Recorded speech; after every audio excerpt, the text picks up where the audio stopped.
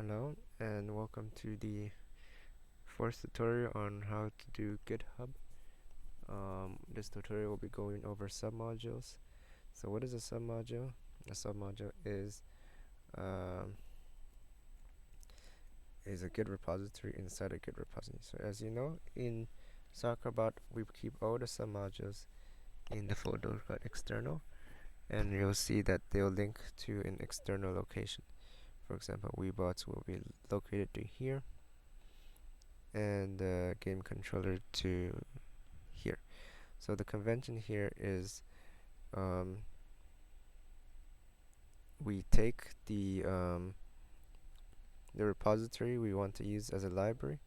You just click the fork button, and then you make the fork into the uh, repository. So this way we have our own version of that same repository under We Trust Robo Soccer Robots. Weebots. So Weebots is the simulator that we use. Now, one thing about submodules, it gets a little bit tricky. The Weebots is here, but when you make a change to the repository, like a normal change, like something here, you'll see that the change is added to the Git status.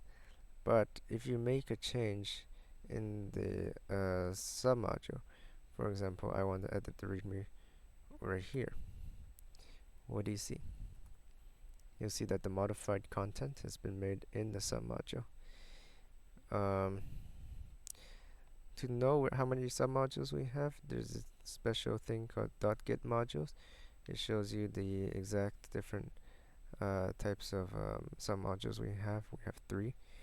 The less submodules, the better, because otherwise it becomes too difficult to manage. So what happens if I want to commit these 2 README file changes? First of all, I should not do on master branch. I'll just call it README changes.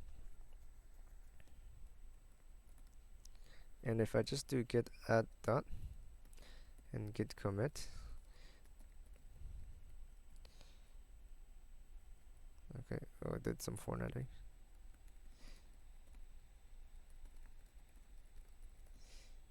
Okay, the formatting unformatted, so I'm just gonna do something like this.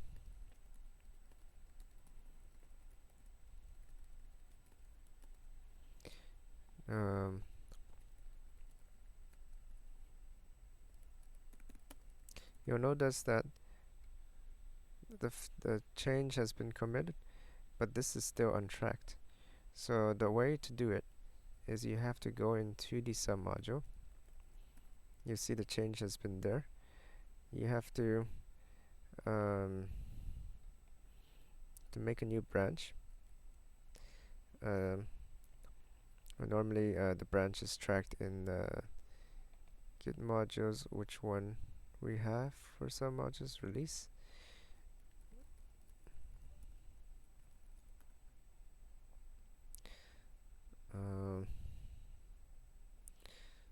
Yeah. Okay, I'm just gonna do the easy way. So you just add the README,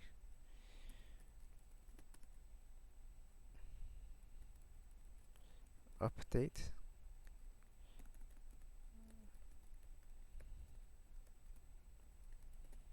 and then I push to the branch in the submodule. So if you go here under Weebots, under release branch, notice that I have made a change. Now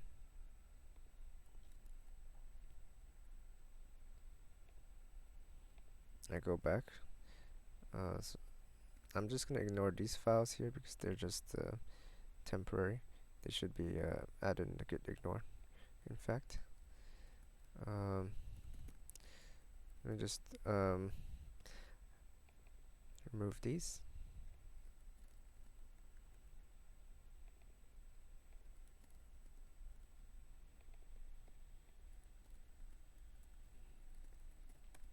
Correct. And now I add a dot this time. This time what I see is that external and webuts has been added.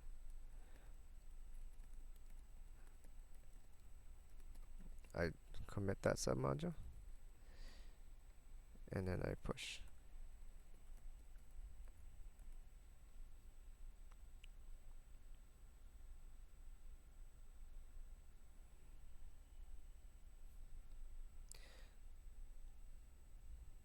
And when I make a pull request, I can take a look at the changes I made.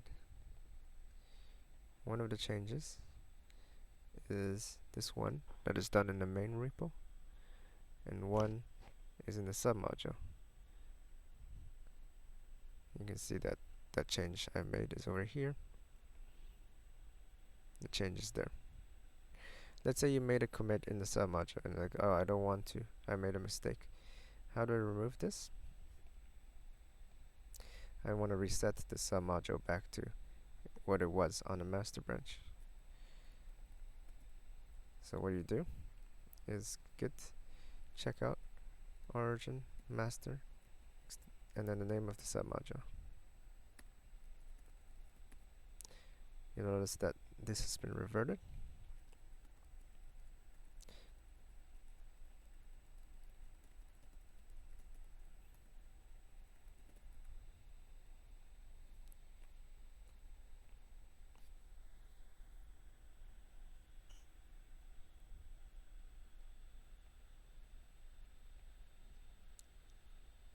As you can see, the change I made in the submodule has disappeared. So to add a new submodule, we have git submodule add submodule URL and then path to submodule. Never try to add a submodule just by editing the git modules. Always use this command. And also to remove a submodule. Actually, let me just give a demo. Let's suppose I want to add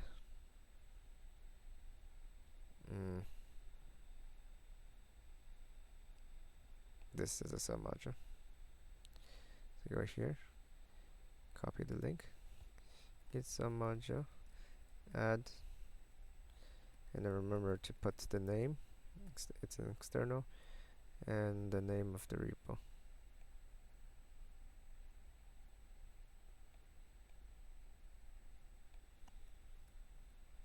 It will now start cloning in the submodule. You do the git status. What do you see? The git modules has automatically added that there and created a submodule. I go here. One thing I forgot to mention. So previously I was reverting this, but now this is not the right version. So to do this, git submodule sync, git submodule update. Okay, this needs to be restored.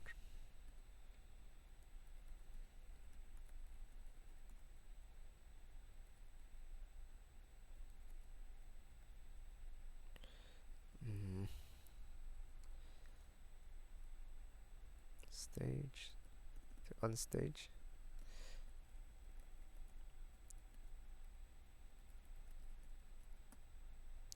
So now when I do git submodule update, it will revert the submodule back to its original state. And now you don't have that problem anymore.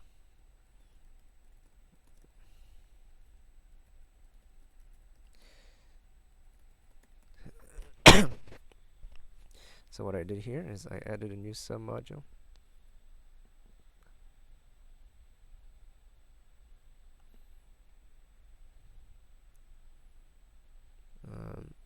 Now we go back to that same PR we had earlier.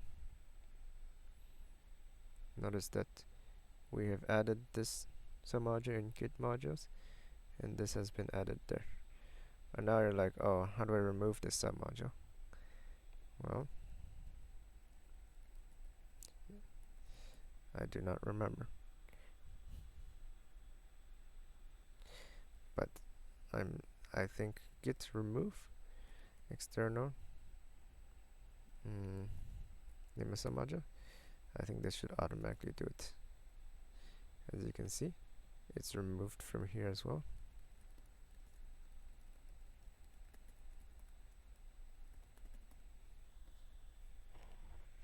So if you want to add submodule, use git submodule add. But if you want to remove a submodule, just use git remove. And as you can see, the submodule has been removed. Thank you for listening to this video.